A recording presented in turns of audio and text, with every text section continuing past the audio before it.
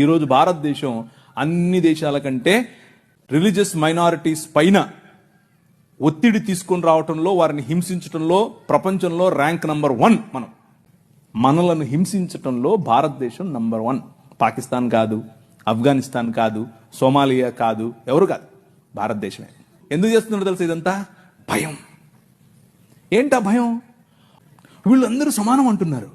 మతం మనుష్యత్వం ఎదుట నిలబడలేదు, భయం దానికి. మతానికి నిజమైన మనిషిని చూస్తే భయం. నిజమైన మనుష్యులను తయారు చేసేటటువంటి దేవుని రాజ్యం, నిజమైన మనుష్యత్వాన్ని ఈ ప్రపంచంలో వెలుగుగా ప్రకాశింపచేయటానికి పిలువబడినటువంటి దేవుని రాజ్యం.